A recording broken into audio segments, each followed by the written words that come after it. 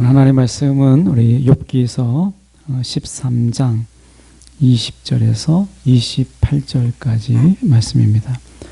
제가 가진 성경으로는 구약성경 773쪽의 말씀, 욥기서 13장 20절에서 28절까지 말씀입니다. 제가 봉독해 올립니다.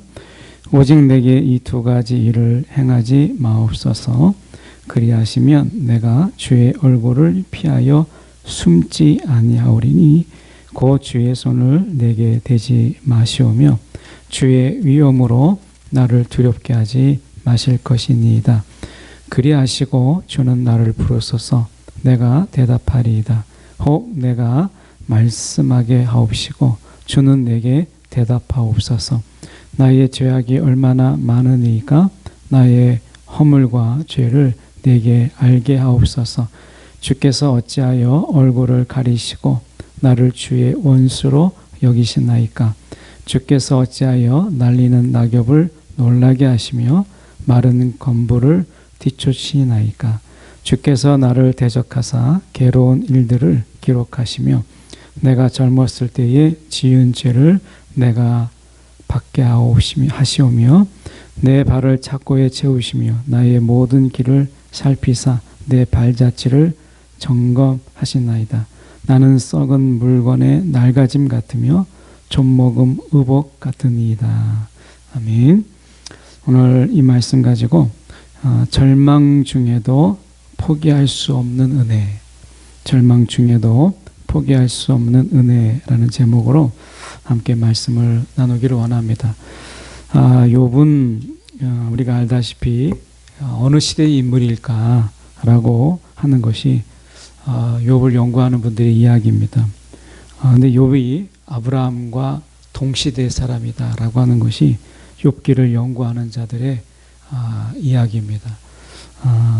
그래서 욥이 정말 그들의 연구처럼 이 아브라함 당시의 시대의 인물이라고 한다면 우리가 고대 근동에 있는 우리가 이 지혜 문학이라고 하는 부분에 영향을 깊이 받았을 가능성이 많다. 적어도 욥의 친구들이 그럴 가능성이 많다라고 하는 것이죠. 그래서 고대의 그 고대 근동의 이 지혜 문학이라고 하는 우리가 잠언 같은 걸 말고 당시에 유행하던 지혜 문학을 저희가 좀 살펴볼 필요가 있는데요. 이 고대의 이 지혜 문학 속에서 나와 있는 이 상벌에 관한 교리들이 있습니다. 이 상벌에 관한 그들에 관한 어떤 나름대로의 교리 또는 원칙 뭐 이런 것이 있는데 우리가 잘 알고 있는 뭐 지금도 우리가 크게 다르지 않죠. 덕행 뭔가 선행이나 덕행한 것에 대해서는 번영을 그리고 건강을 그리고 장수라는 상을 베푼다는 거예요.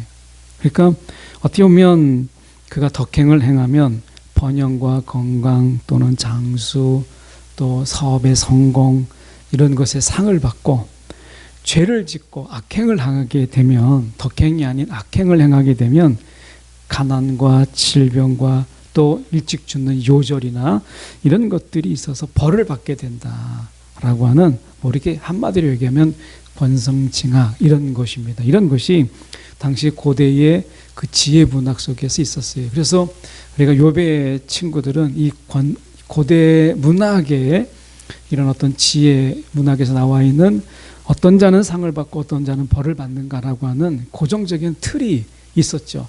이 틀에다가 욥을 맞춘 거예요.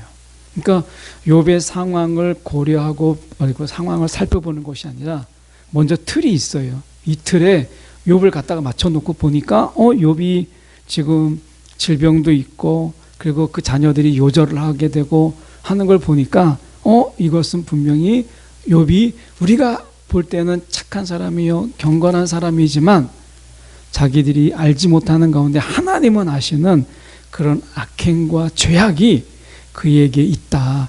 그렇지 않고선 어떻게 이럴 수 있는가. 그래서 결과를 보니까 원인을 추측한 거예요. 그러니까 결과를 보니까 우리가 원인은 이런 것이다 라고 그들은 판단한 것입니다. 우리가 신앙 안에서 가장 위험한 것이 무엇이냐면 결과 중심의 그런 신앙의 모습인 거예요. 결과 중심의.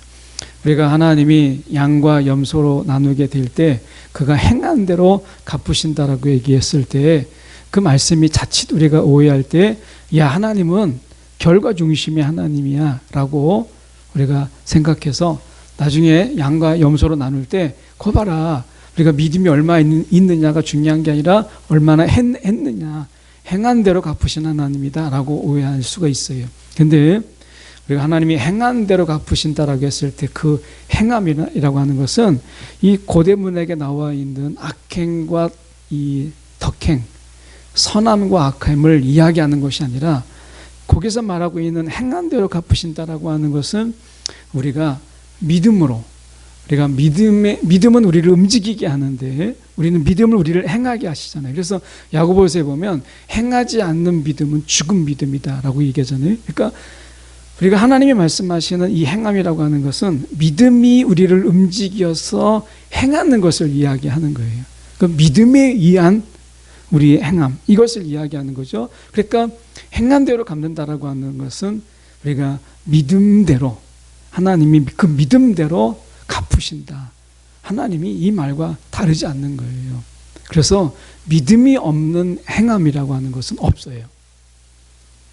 그런 의미에서 우리가 결과 중심의 하나님이 아니라 하나님은 과정 중심의 하나님이고요. 사실은 동기 중심의 하나님이세요. 어떤 동기로 그걸 하고 있느냐, 어떤 마음으로 그것을 행했느냐가 훨씬 더 중요한 겁니다. 그래서 결과만 좋으면 된다. 그래서 이게 교회 안에 만연하게 되면요, 교회 안에서 제가 어떤 일이 있었냐면, 제가 청년 때 경험한 것인데 제가 너무나 큰 충격을 받아서 아직도 간직하고 있는 그런 겁니다. 한 장로님이 사업을 하다가 그분이 어려움을 처해 됐어요. 일종의 망하게 된 거죠. 어느 정도 망하게 됐느냐, 자녀들을 제대로 학교에 보내지 못할 정도로 그 자녀들을요, 이 공장형 학교, 낮에는 공장에서 일을 하고 저녁에는 그 공장에 일하는 사람들을 공부해 줄 수 있는 야간 학교가 있었습니다. 그래서 그 학교에 일하는 학생들을, 일꾼들을 대상으로 해서 자기가 원하면 저녁에 공부할 수 있도록 하는, 그러니까 사업을 하다가 멀쩡하게 다니고 있는 학교를 자퇴시키고 낮에는 일하고 밤에는 어떻게 보면 공부하는 학교를 보내야 될 정도로 사업이 완전히 망한 거예요. 그러니 그 장로님의 마음이 어떻게 했겠어요? 근데 문제는 거기에서 있지 않았어요. 그 장로님을 바라보는 교인들의 시선이 너무나 따가웠어요. 그래서 저 장로님이 앞에서는 참 순진하고 착하고 성실한 것 같아도 우리가 알지 못하는 그런 죄악이 있기 때문에 하나님께서 그 사업을 그렇게 하나님 복상 망하게 하시고 그 자녀들이 그렇게 어려움에 처하게 되고 이렇게 된 것은 분명히 우리가 알지 못하는 죄가 있기 때문이다. 이렇게 이제 한쪽에서 계속 수군덕거리기 시작했고, 이것이 나중에는 그분의 귀에 들어가게 되고 그 자녀들에게도 들어갔어요. 여러분, 얼마나 마음이 아프겠어요.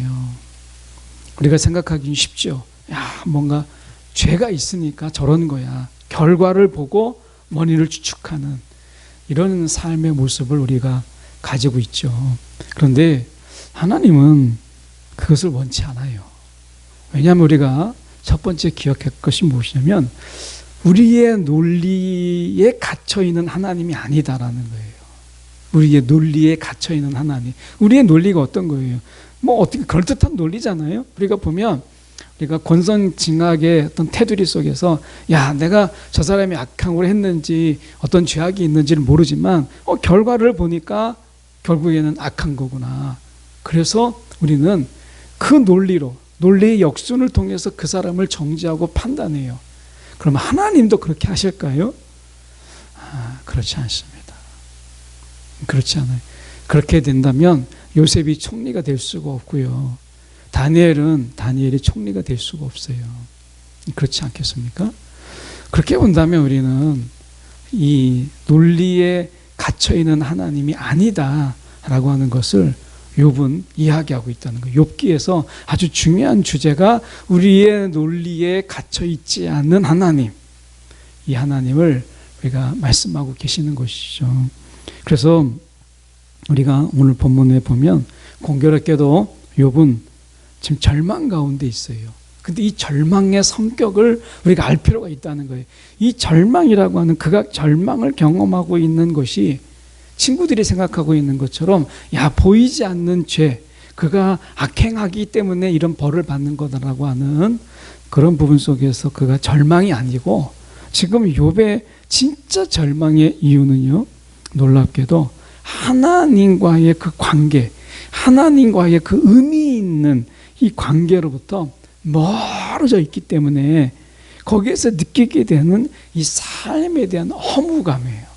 그러니까 욥이 지금 경험하고 있는 이 절망이라고 하는 것은, 지금 자기가 부자였는데 가난한 자가 되고 자녀가 죽고 자기가 질병에 걸려서 정말 참혹한 모습 속에 있는 환경의 급작스러운 변화, 그리고 사람들의 손가락질, 그리고 자기가 죄를 지었기 때문에 이렇게 했다라고 하는 사람들의 수많은 이런 정죄, 이런 것 때문에 남들이 볼 때 정말 창피하고 쪽팔리고, 어떻게 보면 이런 것 때문에 그가 지금 절망했다는 게 아니라는 거예요.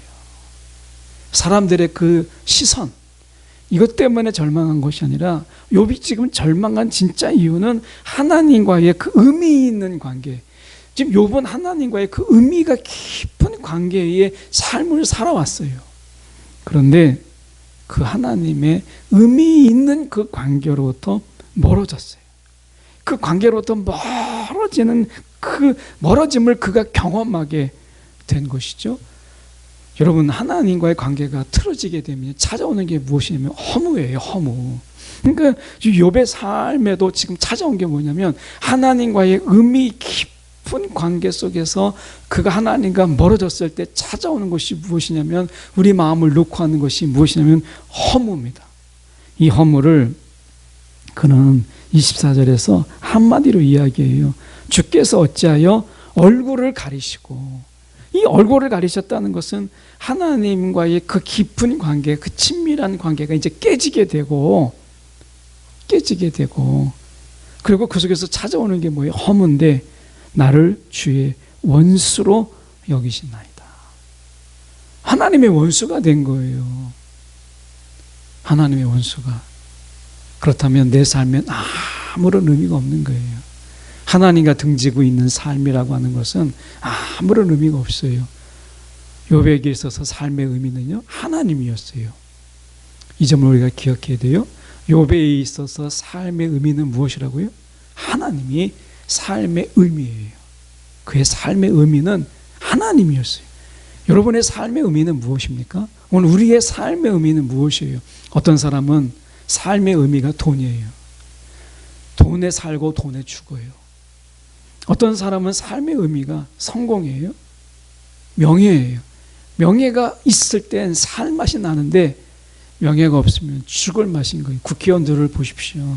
한번 떨어지게 되면 막 낙심하고 그렇게 해요. 국회의원 속에서 막 의원님 막 하고 사람들이 막 와서 굽신굽신하면 살 맛이 나는데, 떨어져서 이제 국회의원이 아니면, 잘해야 뭐 지역위원장 하고 있으면 누가 알려줍니까?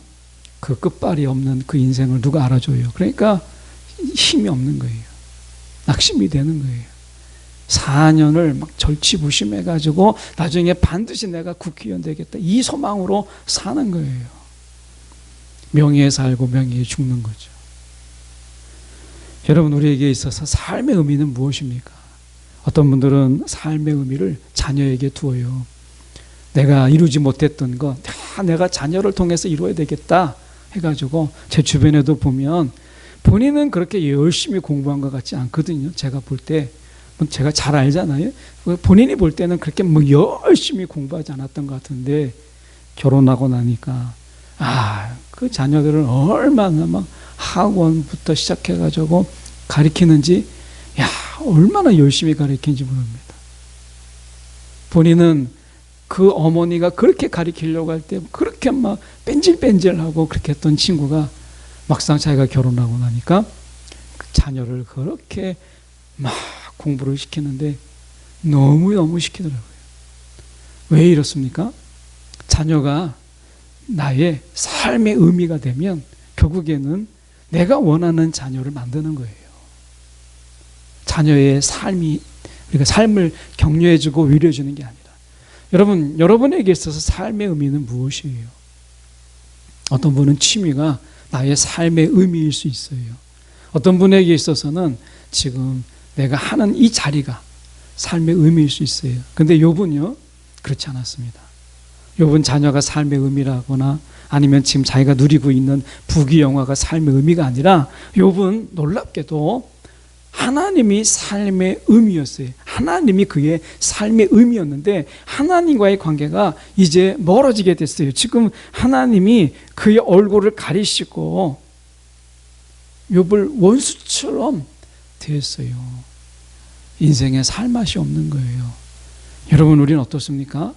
하나님이 우리 가운데 뭐 얼굴을 돌리시고 하나님이 나에게 관심이 없어도 돈만 있으면 하나님 내 관계가 멀어져도 내가 명예만 있으면 살 수 있잖아요. 욥은 그렇지 못했어요. 그래서 욥이 그렇게 이야기하는 것이 무엇이냐면 하나님의 주권이 철저하게 거두어진 삶을 그가 마주하게 됐을 때 그는 허물을 경험한 거예요. 여러분, 하나님의 주권, 이거는요, 우리가 이 하나님 나라의 복음, 예수님이 전하신 복음이 하나님 나라의 복음이잖아요. 그냥 복음이 아니라 하나님 나라의 복음, 하나님이 주권 되시는 복음이에요. 그 복음, 하나님 나라의 복음은 하나님이 주권을 가지시고 행하시는 복음입니다. 그분이 주권을 가지고 우리 가운데 우리를 부르시고요, 하나님이 주권 속에서 우리를 부르세요. 하나님이 주권을 가지고 우리 가운데 은혜를 베푸세요. 하나님이 주권을 가지고 하나님 우리를 용서하세요. 우리의 죄를 사해 주세요. 하나님의 주권입니다. 하나님의 주권이 빠진 복음은요, 가짜 복음이에요. 그래서 예수님이 전한 복음은 하나님 나라의 복음, 하나님의 주권이 회복된 나라의 복음입니다. 하나님의 주권이 회복된 복음, 이거예요. 근데 지금 욥이 경험하는 것은 무엇이냐면 하나님의 주권이 그의 삶에서 철저하게 다 거두어들였어요. 하나님이 주도하고 하나님이 이끄시고 하나님의 주권으로 그 가운데 행하시는 모든 것을 거두었어요. 하나님의 주권이 거두어지게 되면요, 은혜가 없습니다. 은혜는요, 철저하게 내가 잘해서 주는 게 아닙니다. 은혜라는 말의 그 뜻이 뭐예요? 내가 자격이 처음부터 안 되는데, 자격이 안 되는 우리 가운데 무한히 베푸시는 하나님의 사랑이 은혜잖아요. 그러니까 하나님의 주권이 철저하게 거두어지게 되면 그 속에 은혜가 없어요. 은혜가 없어요. 주권이 없는 곳에는 은혜도 없습니다. 하나님의 주권이 없는 곳에는요, 죄사함도 없어요. 죄사함도. 예수님께서 중풍병자를 친구들이 내릴 때 예수님께서 뭐라고 말씀하시죠? 내 죄가 사하여 주느니라. 사람들이 막 난리예요. 자기가 뭔데, 지가 뭔데, 하나님 외에 사람에게 죄가 용서했다고 말할 수 있는 너는 누구냐, 막 이렇게 따지잖아요. 여러분, 주권이 없으면 죄사함도 없어요. 주님의 용서가 있는 거예요. 여러분, 우리 가운데 하나님의 주권이 여러분 우리 가운데 있다라는 게 은혜입니다. 이게 우리의 삶의 의미를 만드는 거예요. 그런데 욥에게는 하나님의 주권이 철저하게 거두어진 삶을 그가 처음으로 맞이해요. 그걸 마주하고 있는 거예요. 그때 찾아오는 이 허무함. 여러분, 오늘도 하나님의 주권이 우리 가운데 거두어지지 않기를 기도하십시오. 하나님의 주권이 우리를 삶을 주관하시고 우리의 삶을 간섭하시고 우리의 삶에 개입하시기를 위해서 기도하십시오. 하나님의 주권이 우리 가운데 거두어지는 순간 우리는요, 폭풍 같은 허무가, 우리가 막을 수 없는 그 폭풍 같은 허무가 우리의 삶을 막 휘몰아치는 거예요. 욥이 그 삶을 마주합니다. 얼마나 허무하겠어요. 그 공허함이라고 하는 것은 이루 말할 수가 없는 거예요. 그래서 욥이 이제 하나님께 요구를 해요. 오늘 말씀해 보면 20절에 오직 내가 이 두 가지를 행하지 마옵소서. 내게 이 두 가지를 행하지 마옵소서 이렇게 얘기했을 때 욥의 주석들은 그냥 욥의 기도에서 이 두 가지를 욥의 요구라고 보기도 합니다. 왜냐하면 여기에서 내게 이 두 가지를 행하지 마옵소서라고 말하고 있기 때문에 좁게 보면 욥의 두 가지가 이 두 가지로 볼 수 있는데 본문을 좀 넓게 좀 사용하면 사실은 13장 19절에서 오늘 본문 27절까지 그것이 첫 번째 요구에 해당되고 13장 28절에서 14장 22절까지가 두 번째 요구가 돼요. 그래서 저는 좀 더 넓게 욥의 요구를 저희가 보려고 합니다. 첫 번째 요구는 욥이 13장 19절에서 27절까지 오늘 본문이 포함되는 내용이죠.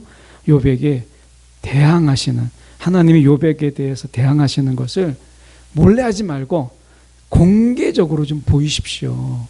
하나님 나를 공격하고 계시는 것을 하나님 은밀하게 하지 말고 공개적으로 나에게 사람들에게 보이십시오. 그리고 두 번째 요구가 13장 28절에서 14장 22절인데 평온히 죽을 수 있도록 하나님 그냥 나를 내버려 두십시오. 그냥 나를 내버려 두십시오. 이렇게 돼 있어요. 하나님의 주권을 지금 거두어 가시는 상황 속에서 하나님 그냥 나를 내비 두십시오 라고 하는 거예요. 하나님 그냥 내버려 두십시오. 이 부분에서 우리가 너무 충격을 받아요. 하나님 나를 그냥 내버려 두십시오. 로마서에 말씀해 보면요, 하나님이 내버려 두는 경우가 있죠.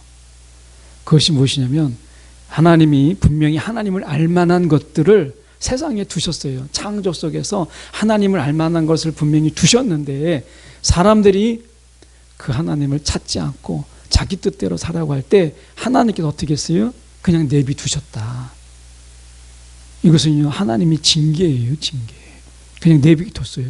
그들이 그냥 하고 싶은 대로 내비 두는 거. 여러분 이것은요 하나님이 엄청난 심판입니다. 그 징계예요. 아니 징계라기보다는 징계는 자녀에게 있는 거니까 이미 벌써 그들에게 하나님의 심판이 있는 거죠.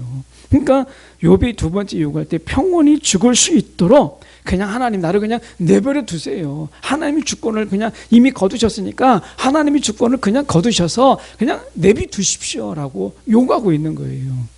이게 두 번째 요구입니다.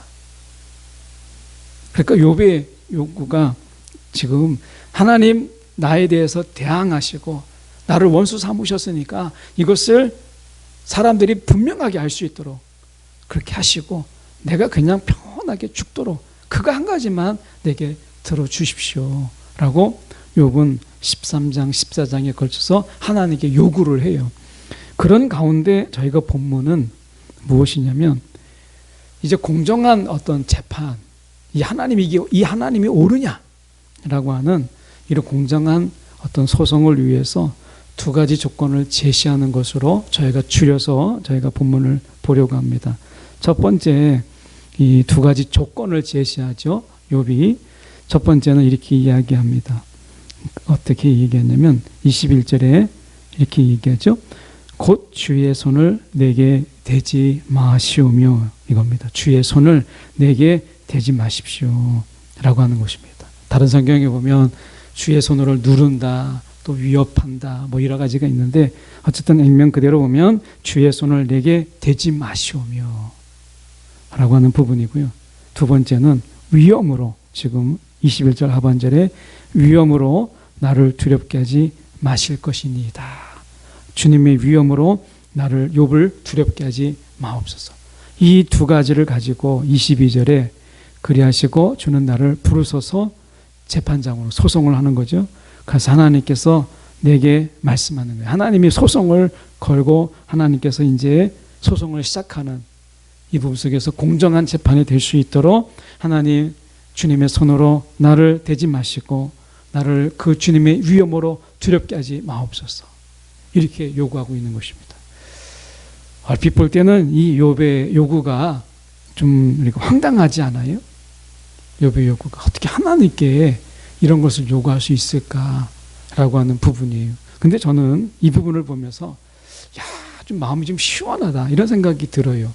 지금 욥이 당하고 있는 이 어려움을 우리가 본다면 이 절망, 어떻게 보면 하나님의 주권을 거두어 버린 이런 절망 속에서 욥이 생각할 때는 자기가 특별하게 잘못한 게 없다라고 생각을 지금 버리지 못하고 있거든요. 왜냐하면 앞에서 얘기하고 있던 권성징악의 이런 어떤 틀이 아니잖아요. 그러니까 욥은 어떤 생각을 가지고 있었냐면 지금 말씀에 보면 우리가 이렇게 되어 있습니다. 그는 희생 제사를 통해서 하나님 앞에 번제를 드리고 그리고 자녀들이 혹시나 지었을까봐 제사를 드리고 했던 그런 자였어요. 그러니까 예배자였죠. 그래서 이러한 모든 죄를 하나님께서 덮어주셨고 자신이 하나님 앞에서 그래도 의롭고 온전한 신자다라는 생각을 가지고 있었어요. 그래서 어떻게 보면 지금 자기가 일어나고 있는 이 일에 대해서 도저히 욥은 이해할 수가 없는 거예요. 욥은 자기가 아무리 깨닫고 막 생각해봐도 자기에게 왜 이런 일이 있어야 되는지를 깨닫지 못하는 거예요. 우리가 아무리 돌아봐도 여러분 우리가 깨닫지 못하는 이 일이 왜 내게 있을까? 왜 이러한 일이 내게 있을까? 아무리 막 우리가 머리를 굴려봐도 알 수 없는 일들이 있잖아요. 이런 교회 사역하다가 보면 저도 이런 일이 왜 있지? 이런 일이 내게 왜 일어나지? 이런 일들이 제가 2000년에 목사 안수 받고 지금까지 오는 속에 여러분 그런 순간이 없었겠습니까? 많이 있죠. 예. 왜 내가 이런 부당한 대우를 받고 내가 왜 이런 대우를 받고 이렇게 그럴까? 근데 지금 돌아보면요, 어떻게 보면 그때는 이렇게 성도들보다는 목사님들, 앞선 목사님들을 통해서 부당한 대우들을 받고 동력자들 속에서 이런 부당한 대우를 받는, 그래서 그때 그 목사님들을 통해서 부당한 대우를 받을 때 한 번은 지금은 기억나지도 않죠. 어쩌다가 제가 이제 실수로 설교를 한번 잘했던 적이 있었어요. 그건 저는 기억이 안 나는데 목사님이 부르셔서 그것 때문에 엄청 혼났어요.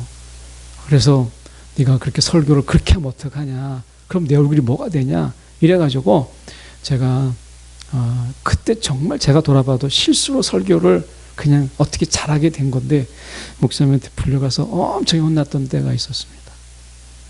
근데 오면서 이런 부당함을 받는 게 과연 옳은가 라고 하는 거였어요. 근데 지금 돌아보면 그때는 선배 목사님들이나 아니면 동기 어떤 사역자들 속에서 오해 속에서 일어나는 일들이었어요. 지금 돌아보면 그래도 그때가 나았다라는 생각이 들 때가 있어요. 왜냐하면 제가 이제 교회를 개척하고 여러분과 같이 하는 속에서 같이 하신 분도 있고 그렇지 못하신 분도 있고 중간에 나가신 분도 있잖아요. 근데 제가 다 일일이 이야기할 수는 없지만 그러나 그런 속에서 제가 듣지 않아도 될 것 같은 이야기인데 어떤 이야기를 하시고 막 나가신 분도 있거든요. 그럴 때는 내가 이런 이야기를 들어야 되나? 그러니까 어떤 선배 목사님이나 이런 분들을 통해서 들었을 때보다 더 크게 아프게 와닿는 그런 시간들도 있었어요.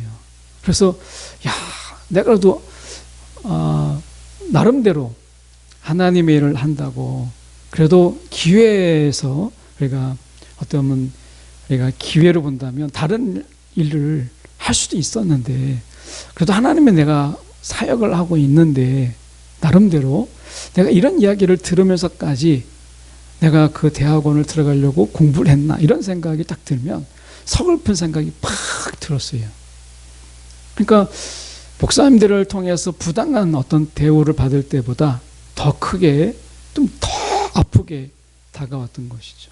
그럴 때 내가 왜 이런 일을 당해야 될까 라고 하는 전혀 생각할 수 없는, 내가 정말 이런 것밖에 안 되나 라는 생각을 가질 때가 있거든요. 아마 여러분도 살면서 보면 내가 왜 이런 일을 지금 경험하고 있고 왜 나는 이런 일을 지금 겪고 있을까? 아무리 생각해봐도 내가 예배를 드렸고 하나님 앞에 정말 예배자로서 완벽한 예배자는 아니지만 그러나 내 나름대로 하나님께 예배 드리면서 내 죄가 다 사해졌다고 생각했고 내 죄가 다 사해졌다고 나는 믿고 있었고 하나님 앞에서 나는 적어도 의로운 자고 그리고 어떻게 보면 지금 내가 나름대로 하나님 앞에 예배자라고 생각하고 살았는데 어느 순간에 내가 상상할 수 없는 일들이 내가 막 닥치고 그런 어려움이 내게 왔을 때 이건 어떠세요? 멘붕에 빠지잖아요. 아이들 말로 그냥 멘탈이 막 붕괴되는 일이 생기잖아요. 그래서 모세는요 지금 자기 상황이 이해가 안 되는 거예요. 변명하려고 하는 게 아니라 욥은 지금 자기 자신에게 일어나는 일들이 도무지 이해가 되지 않는 거예요.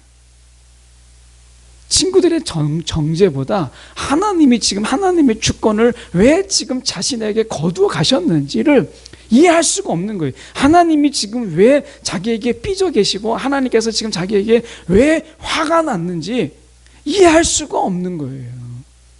분명히 하나님 나를 공격하고 있는 것 같고 지금 하나님이 지금 뒤에서 나를 막 화살을 쏘고 있는 것 같은데 그래서 공개적으로 하나님 정말 나를 공격하고 있음을 보이시고 정말 그렇다면 마지막 소원인데 그냥 내비둬서 하나님 그냥 하나님이 주권을 거두신 이 상황 속에서 그냥 개입하지 마시고 내비둬서 그냥 평온히 죽게만 해주십시오라고 하고 있는 거거든요. 욥은 그런 하나님께 하나님이 소송을 시작하시면 자기가 소송에 참여할 수 있도록 두 가지 조건을 제시하고 있는 거예요. 저는 오늘 이 두 가지 조건에 대해서 우리가 어떤 의미가 있는지 이 부분을 저희가 살펴보려고 하는 것입니다. 첫 번째 욥이 요구했던 그 요구는 우리가 보면 하나님 그분의 하나님의 손을 내게 대지 마시옵소서라고 하는 것이었어요.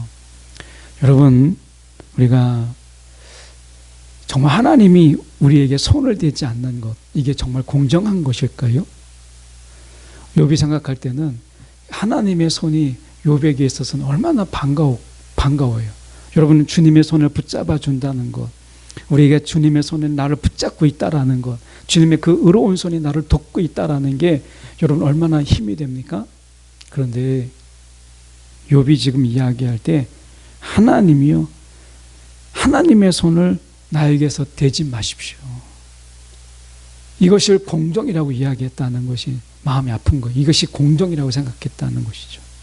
공정한 재판을 위해서 그렇게 이야기하는 부분입니다. 여러분 혹시 하나님의 손이 나에게 거두어지고 그 도움의 손길 그 의로운 손길이 내게서 되지 않고 나를 더 이상 건드리지 않는 것이 정말 공정이라고 생각하십니까? 여러분 그렇다면 그것은 우리가 하나님을 잘못 생각하고 있는 거예요. 하나님은 우리 가운데 그분의 손을 거두지 않으십니다. 제가 성경 공부할 때 비유로 이야기했던 부분인데 저도 배운 겁니다. 이렇게 이제 이 소망관들이 사람을 구조할 때 손을 이렇게 잡지 않는다는 거예요. 이렇게 잡으면 이 손을 딱 놓아버리면 떨어지거든요. 그러니까 손의 결정이 누구에게 있느냐면 잡고 있는 나도 있지만 이 손을 빼려고 하는 그 사람에게도 있는 거예요. 그러니까 이 손을 빼버리면 내가 아무리 잡고 있어도 안 되는 거죠. 힘을 빼버리게 되면 떨어지는 거죠. 그래서 이렇게 잡는다는 거예요. 그러니까 내가 놔도 이걸 놓지 않으면 결국에는 붙잡혀 있는 것이죠. 하나님이요 오늘 우리를 붙잡을 때 이렇게 붙잡지 않습니다. 너가 놓을 수 있으면 언제든지. 마라톤이라는 영화 속에서 저는 인상 깊은 게 무엇이냐면 그게 충격이었어요. 그냥 슬그머니 놔버린 거죠. 마라톤에서 영화 속에서 약간 정신장애가 있는 정말 달리기를 좋아했던 한 주인공이 나오잖아요. 그럴 때 어떻게 합니까? 이 손을 그 엄마가 이 아이의 손을 그냥 잡고 있다가 이 아이가 빼려고 할 때 그냥 빼도록 놔버렸을 때 그 아이를 잃어버린 거잖아요. 그러니까 잃어버린 것이 아니라 버린 거죠. 그러니까 하나님은 그렇게 하지 않으십니다. 우리가 막 하나님의 손을 벗어나려고 막 발버둥을 칠 때 하나님의 손을 벗어날 수 있는 것, 이게 하나님의 공정이라고 생각한다면 여러분, 그건 잘못된 생각이에요. 그렇지 않습니다. 그건 공정이 아니에요. 하나님의 손을 우리가 놓아버린 순간이 공정의 순간이 아닙니다. 그 순간 우리를 덮치는 또 다른 손이 있다는 것을 기억하셔야 돼요. 하나님의 손이 우리를 놓아버리는 순간 우리를 덮치는 또 다른 손이, 우리를 노리고 있는 손이 우리 가운데 있다는 것을 아셔야 돼요. 그래서 하나님의 손이 우리를 붙잡고 있는 게 공정이에요. 그게 공정입니다. 두 번째, 욥이 요구하고 있는 공정 중에 그것은 뭐냐? 위험으로 욥을 두렵게 하지 마시라, 이렇게 얘기합니다. 위험, 하나님의 위험. 하나님의 위험이 얼마나 두렵습니까? 그런데요, 하나님의 위험이라고 하는 우산 속에 우리가 있을 때 여러분, 우리가 사단의 위협과 세상의 위협으로부터 우리가 보호되는 거예요. 그러니까 저는 욥의 요구 속에서 욥이 지금 놓치고 있는 부분이 있다는 거예요. 지금 욥이 절망이잖아요. 절망. 어떤 절망이라고요? 하나님의 주권이 그에게부터 멀어졌어요. 하나님의 얼굴을 그에게서 돌리셨고 하나님이 그를 원수로 여기셨어요. 이 절망이에요. 절망. 우리 가운데 하나님이 나를 원수로 여기지 않고서는 어떻게 이런 일이 있을 수 있을까? 나는 정말 나름대로 예배도 잘 드렸고, 이런 생각할 때 좀 양보하시고 이해하시고 들으세요. 저희 목사잖아요, 목사. 그러면 적어도 주일은 안 빠진 거잖아요. 그렇죠? 제가 지금까지 휴가 중에서 부목사도 마찬가지지만 제가 있었던 교회를 거쳤던 교회 중에는 주일까지 포함해서 휴가를 준 교회가 하나도 없었어요. 어떤 교회들은 지금 그러니까 한 열흘 동안 휴가를 주더라고요. 그래서 주일날을 2번 빠지게 해줘요. 그러니까 주일날 갔다가 월요일까지라든지 화요일까지 해서 주일을 2번 이렇게 쉬게 해주더라고요. 근데 그런 교회도 있는데, 그래서 제가 얼마나 놀랐는지 몰라요. 야, 주일을 2번이나 빼주네. 뭐 이렇게 했는데, 저는 지금까지 목사 한 수 받고 나서, 물론 전사들도 마찬가지입니다만은 주일을 빼주는 교회에서 한 번도 없었어요. 주일을 빼주는. 그러니까 어떻게 보면 주일을 휴가에 포함해서 주는 교회에서 한 번도 있어 본 적이 없어요. 지금 하늘정원교도 마찬가지로 주일을, 그래서 제가 주일을 안 빠지잖아요. 물론 제가 단교 선교 우간다를 갈 때 남수단 한 번 하고 우간다 갈 때 2번을 제가 한번 빠졌죠. 강의 때문에. 그래서 이제 거기서 예배를 드렸지만 주일을 빠진 건 아니거든요. 그래서 제가 이제 보십시오. 이제 제 바울처럼 잠깐 제 자랑을 해보는 거예요. 자, 주일 안 빠졌지요. 예배 제가 설교하는 경우도 많지만 설교를 듣는 경우도 있겠지만 설교를 했던 시간들이 더 많아요. 그러니까 설교도 했죠. 설교자이면서 예배자예요. 그러니까 제가 기도자입니다. 찬양은 못하지만 그래도 찬양을 따라 부르는 찬양자잖아요. 그리고 하나님 옆에 제가 목사 한 수 받기 전부터 무릎으로 제가 하나님께 기도하면서 1시간, 2시간, 많으면 3시간도 기도하고, 지금은 이제 당뇨로 인해서 무릎을 꿇고 기도하진 않지만 이게 이제 관절이 안 좋아지더라고요. 그래서 그게 불과 한 3년 정도 됩니다. 그러니까 제가 2000년에 목사 한 수 받았으니까 굉장히 오랜 시간 동안 무릎으로 기도했어요. 그러면 제가 볼 때 괜찮은 거잖아요. 그러니까 예배자요, 찬양하는 자요, 하나님께 무릎으로 나아가는 기도자예요. 그러면 저는 어려움이 없어야 되고요, 승승장구해야 되고, 그렇게 부당하게 선배 목사님한테 대우를 받거나 제가 성도들에게 듣지 않아도 되는 이야기들을 들어서는 안 되는 거예요. 그런데 어때요? 제가 지금까지 보니까 그런 부당한 일들이, 있어서는 안 될 것 같은 일들이 일어나고 있다는 거죠. 여러분에도 마찬가지잖아요. 여러분에게도 일어나지 않아야 될 일들인데 일어나고 있다는 거죠. 그런 순간 우리가 느끼는 것이 무엇이냐면, 야, 하나님의 주권이 나를 떠났구나. 하나님의 간섭이 이제 나를 떠났구나. 그 순간에서 막 인생의 허무가 막 몰려오지 않았어요? 이때가 가지는 절망이라는 거예요. 욥이 가진 절망이 이해가 되잖아요. 그때 그 순간 하나님이 지금 나를 그냥 팽개쳐 놔버린 것 같은, 하나님의 주권이 내게 없는, 하나님의 다스림이 이제 내게 없는 이런 속에서 오는,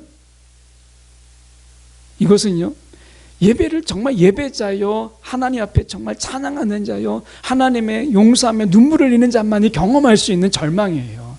욥의 절망은 그냥 세상 살다가 내 마음대로 살다가 닥치는 그런 절망이 아니에요. 어떤 일을 막 내가 성공하려고 막 애를 쓰다가 그 성공에서 막 따르다가 올라갔다가 나중에는 막 곤두박질 치는 이런 절망이 아니에요. 세상에서 내 마음대로 하고 싶다가 경험하는 절망이 있잖아요. 그 절망 속에서 하나님을 만나고 돌아온 자들이 얼마나 많습니까? 그런데 욥의 절망은요, 지금 세상에서 내 마음대로 막 부귀영화 누려보겠다고, 내가 성공해 보겠다고, 그리고 내 마음대로 승진해 보겠다고 막 사람들을 줄을 대고 막 했던 이런 속에서 나중에 실패했던 그 절망이 아닙니다. 욥의 절망은 그게 아니에요. 저나 여러분이처럼 정말 신실하게 예배하고 찬양하고 하나님을 찾고 정말 내가 기도자로, 그래서 정말 누가 볼 때 정말 독실하다, 아니면 정말 믿음이 좋다라고 말을 들을 정도로 정말 하나님 앞에서 내가 혹시 죄를 질까 싶어서 두렵고 떨림으로 그렇게 하나님 앞에 조심스럽게 살았던 그런 자들의 절망이에요. 이게 욥의 절망이에요. 하나님의 주권을 거두어 버리신, 하나님의 얼굴을 이제 돌려버리시고 하나님 우리를 원수 삼으신 이 절망이에요. 이 절망 속에서 욥은 이야기하잖아요. 25절에 보면 이렇게 말씀하잖아요. 어찌하여 날리는 낙엽을 우리가 놀라게 하시며. 그러니까 날리는 낙엽 같은 거예요. 신세가 지금 날리는 낙엽 같고, 지금 바람에 날리는 낙엽을 보십시오. 바람이 이리 불면 저리 불고 막 불리는 대로 굴러가잖아요. 게다가 마른 풀더미, 건불처럼 이런 것처럼, 그런데 그 건불이 막 이리저리 뒹구는 것처럼 인생이 허무죠. 그리고 26절에 나를 대적하사 괴로운 일들 하다못해 주님께서 나를 정말 내가 용서받았다고 생각했는데 내 착각이었던 거죠. 내 젊었을 때, 어렸을 때 지은 죄까지 다 돌아보시고 샅샅이 뒤지셔서 마치 압수수색하는 것처럼 다 뒤지셔서 벌을 받게 하신다면 그걸 어떻게 견딜 수 있겠어요? 사람이 정말 절망 가운데 빠지게 되면, 야, 내가 젊었을 때, 어렸을 때 지은 거 이것 때문에 그러시나? 막 이런 생각이 들어요. 28절에 주시면 착고를 채우시며, 이거는 지금 완전히 뭐 바닥이잖아요. 착고에 채우며 감금된 거예요. 감금된 거. 이런 삶 속에서 이것은 누가 경험하는 거냐? 믿지 않는 자가 하나님의 심판을 받는 장면을 묘사하고 있는 게 아니라 욥처럼 예배자여 기도자인 그가 경험하는 절망이에요. 이때가 정말 어렵습니다. 예수를 모르기 전에는요, 희망이 있어요. 세상에 우리 전도할 때 들었잖아요. 예수 만나면 하나님 문제 해결해 주십니다. 예수 만나면 그 당신의 해결이 됩니다. 소망이 있습니다. 라고 얘기하는데, 예수 믿는 자가 이런 절망 속에 있게 되면요, 정말 대책이 없어요. 예. 제가 목사라도 지금 막 이렇게 정말 나름대로 신실하게 예배 드리고 있고 나름대로 열심히 하나님을 섬기고 있는데 어려움이 닥치면 뭐라고 이루어야 되는지를 알 수가 없어요. 참 지혜가 딸려요. 제가 지혜가 부족하구나. 정말 하나님을 신실하게 믿는 가운데 닥치는 어려움은요, 뭐라고 말할 수가 없어요. 그런데 제가 가지는 위로가 있다면, 하나님의 은혜가 있다면, 지금 욥이 이야기하고 있는 두 가지 공정성을 위해서 제시했던 이것이 답이다라는 생각이 들어요. 그래서 어떻게 보면 지금 다시 21절로 가면 곧 주의 손을 내게 대지 마시오며, 하나님은요, 이 욥의 요구를 철저하게 거절하실 거예요. 하나님은 이 요구를 하나님은 들어주시지 않습니다. 들어주시지 않는 응답이에요. 욥의 요구를 거절하시는 응답, 거절의 응답이에요. 이 욥의 요구를 하나님은 들으시지 않으세요. 그래서 하나님 욥을 향한 그의 손을 하나님이 거두지 않으시잖아요. 그렇다면 욥이 하나님을 만날 수가 없죠. 오늘 하나님이 들을 수 없는 요구를 욥이 요구한 거예요. 하나님은요, 이걸 거두지 않으세요. 그래서 믿는 자가, 그리고 하나님의 은혜를 경험한 자가 당하는 이 절망감 속에서 여러분 주신 은혜를 기억하세요. 하나님의 손이 우리를 거두지 않으신다. 하나님의 손이 우리를 여전히 대고 계신다. 우리를 붙잡고 계신다. 여러분, 이 은혜가 우리 가운데 있어요. 이것은 욥의 요구라도 하나님이 들으시지 않으세요. 네. 저도 돌아보니까 이렇게 사역하면서 그때는 부당하다라고 생각을 했는데 그렇지 않더라고요. 다 하나님이 그거 기억하시고 하나님이요 갚아주세요. 하나님이 그대로 행해 주십니다. 여러분 아시다시피 제가 여기 가까운 큰 교회에서 우리 교회를 찾아왔어요. 그래가지고 요새 항상 방송 이런 거 많이 하니까 지금 코로나 때문에 방송 장비를 좀 후원해주고 싶다. 그래서 왔어요. 그래가지고 이제 보니까 총신 후배들이더라고요. 그래가지고 이제 이야기를 쭉 나누는데 제가 그런 이야기를 그 친구들한테 했습니다. 내가 교회를 개척했다고 말을 못한다. 내가 돈 10만 원이 있을 때 교회를 알아보러 다녔고 하나님께서는 그때는 아무것도 보이지 않게 하고 교회만 보게 하셨는데 돈 10만 원 들고 다녔는데 나중에 그 10만 원도 다 쓰고 수중에 돈이 하나도 없을 때 하나님께서는 교회를 하겠느냐 하게 하셔서 내가 네 했을 때 하나님은 아무것도 없는 가운데 여러분들 알다시피 학교 강당에서 돈도 없이 교회를 시작하게 하신 하나님입니다. 여러분 제 주변에 보면 1억을 드리고 2억을 드리고 교회를 개척했다가도 여러분 견디지 못하고 문 닫은 교회가 참 많습니다. 자기 모교에서 후원해줘서 그 교회가 이제 몇 억을 들여서 세워진 교회도 버티지 못하고 문 닫은 교회도 있어요. 근데 저는 10원 한 장 없이 이 교회를 시작하게 하셨어요. 하나님이 그냥 하셨겠습니까? 그런 부당한 속에서 있을 때 하나님은 저를 향한 손을 거두지 않으신 거예요. 여전히 저를 손대고 계셨고 하나님 붙잡고 계신 거예요. 하나님의 주권이 나를 떠난 것처럼 보이더라도 하나님은요 그렇지 않았다라는 거예요. 저는 그런 생각을 해봅니다. 하나님의 얼굴이 가까이 대고 있을 때가 있고 좀 멀찍이 하나님이 좀 이렇게 뒤에서 더 넓은 데를 보라고 좀 한 발 물러서 있는 때가 있는 거죠. 아이들이 그렇지 않습니까? 아이들이 늘 엄마 손을 잡고 있다가 아이가 이제 막 걸으려고 할 때 엄마가 손을 놔줘요. 아장아장 걷는 것을 봐주죠. 여차하면 달려들 수 있지만 손은 잠깐 놔주고 멀리서 보지 않습니까? 하나님이 멀어진 게 아니죠. 오늘 하나님의 손은요 우리를 놓지 않으신다 라고 하는 것이고 하나님의 위엄은요 하나님의 위엄과 그 권위는 여러분 우리 가운데 크게 그 지경을 넓혀서 하나님께서 두르고 계신 거예요. 그전에는 하나님의 위엄이 나를 이렇게 짓누르고 있는 것처럼 가까이 있었지만 하나님의 위엄이 더 크게 내 생활의 반경과 내 지경의 더 넓은 속에서 하나님의 위엄이 있는 거예요. 저를 생각해서 한번 말씀드려 죄송하지만 드려보면 제가 선교제를 다닐 때 가까운 데 동남아시아 뭐 일본이나 필리핀 태국 이런 데만 간 게 아니잖아요. 중국도 가게 됐고 아주 멀리 갈 때 제가 가게 된 곳이 아프리카예요. 근데 하나님의 위엄에 그 반경이 지경이 넓게 해서 그 아프리카에서도요 제가 위험에 빠지지 않고 하나님의 위엄 속에서 그 속에서 제가 설교자로 또 강사로 서게 한 거예요. 제가 무슨 능력이 있겠어요. 근데 하나님의 위엄이 제가 그 속에 있으니까 그 속에 가서 손대고 기도하면 병이 낫고 그리고 그 속에서 치유가 일어나고 하는 일들이 일어나는 것이죠. 하나님의 위엄이 저를 따라서 지경을 넓혀주시니까 여러분 그 놀라운 일이 일어나더라고요. 오늘 하나님이 듣지 않는 기도 욥의 요구에서 하나님이 거절하신 요구가 우리에게 은혜가 있다는 거예요. 그게 은혜라는 거예요.